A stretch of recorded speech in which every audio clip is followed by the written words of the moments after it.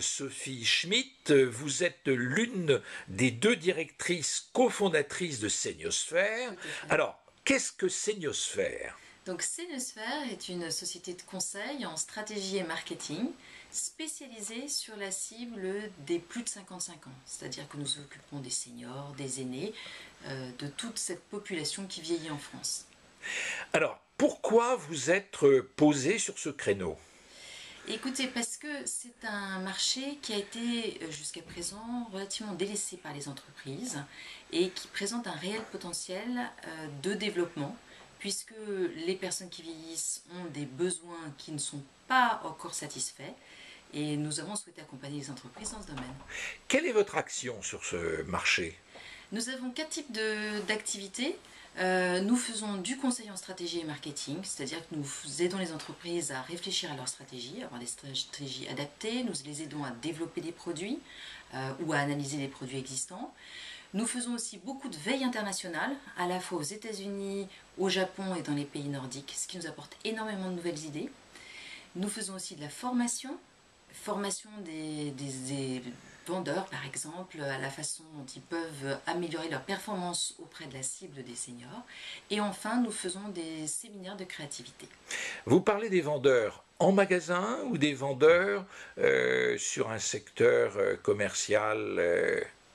Alors non, c'est des vendeurs dans tout type de secteur, puisque nous travaillons aussi bien avec des banques qu'avec des entreprises de nouvelles technologies, où le problème se pose de façon très claire, puisque les seniors ont plus de difficultés à avoir accès aux technologies. Mais il s'agit aussi de vendeurs sur de la relation en ligne ou au téléphone, puisque c'est une chose d'avoir les seniors en face, et c'est quelque chose qu'ils apprécient beaucoup, mais de plus en plus la relation commerciale se fait via le téléphone, et être capable de bien répondre à leurs attentes et de savoir leur parler est quelque chose de tout à fait important. Alors, c'est quoi justement savoir bien leur parler ou répondre à leurs attentes au téléphone? Écoutez, déjà, un élément de base, c'est être bien entendu. Quand on sait que quand on vieillit, on entend moins bien, il faut savoir poser sa voix, il faut savoir, chose que l'on fait souvent, évaluer si sa voix passe bien. Donc on a par exemple des simulateurs qui vont permettre de tester une voix pour une personne qui a 70 ans, on va l'enregistrer puis on va la restituer telle qu'elle est. Et puis au-delà de ça, c'est utiliser un vocabulaire, utiliser des référents que la personne va comprendre. Sophie Schmitt, aujourd'hui, on n'est plus sur un marché senior unique, mais finalement, en fonction des âges, des besoins, des désirs, sur une multitude de marchés. Oui, tout à fait. En fait, on s'aperçoit aujourd'hui que des femmes jeunes, baby-boomers, jeunes retraités, ont besoin d'être traitées de façon assez spécifique parce qu'elles ont une culture, des attentes qui n'ont rien à voir avec des hommes veufs de 75 ans, par exemple, ou des grands-parents, ou des aidants familiaux, c'est-à-dire les jeunes seniors qui s'occupent de leurs parents. Donc une grande diversité de marchés qui permet aujourd'hui d'avoir en fait une réponse beaucoup plus précise et beaucoup plus efficace. Et qui oblige d'être en veille permanente. Oui, tout à fait. Il faut essayer de voir comment ces différents segments évoluent. Et puis cette segmentation, eh bien, elle est évolutive parce que on voit les générations qui se suivent et qui font que certains marchés vont croître ou vont décroître. Vous avez des marchés par exemple comme le papier aluminium qui est vraiment, ou la cocotte minute, qui sont des marchés des femmes de 70-75 ans. Et ces marchés à terme ils vont disparaître parce que les plus jeunes utilisent du film en plastique, vous savez, transparent, ou des cocottes en fonte parce que c'est plutôt tendance et les choses ont un petit peu évolué.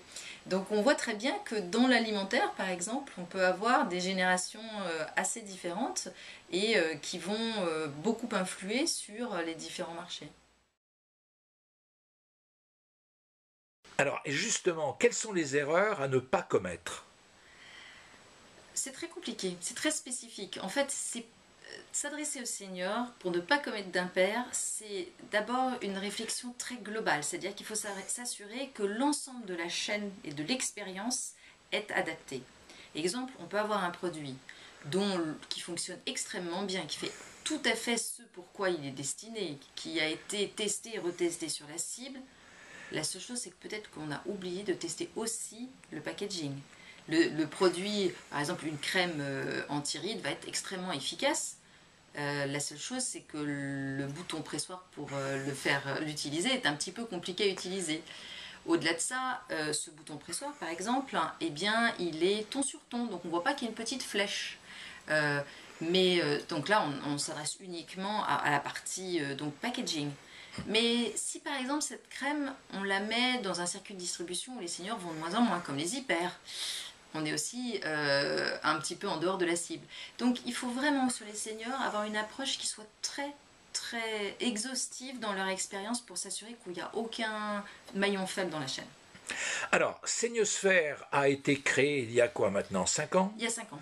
Et alors, quelle évolution vous avez sentie sur le marché et dans le type de clientèle qui vient vous trouver? Alors, je pense qu'il y a une très grosse prise de conscience, c'est qu'aujourd'hui, il n'y a plus un seul secteur qui ne se pose pas la question des seniors. C'est très simple, il y en a beaucoup, ils ont de l'argent, donc on est pragmatique et on se dit que c'est à eux qu'il faut s'adresser. Donc on a de plus en plus de clients et de plus en plus de clients de tous les secteurs. Je pense que le niveau de connaissance de base de nos interlocuteurs a changé. C'est-à-dire qu'avant, il fallait leur expliquer effectivement qu'il y a différents types de seniors et qu'on ne va pas s'adresser aux seniors de façon globale. Ça, je pense que c'est un fait qui est acquis. Et on travaille à partir de ce point-là. Alors, une dernière question. Aujourd'hui, quand on dit marketing senior, ça veut donc bien dire aller jusqu'au packaging et aux études de société.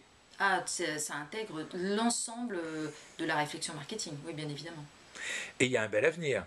Il y a un très bel avenir, tout à fait.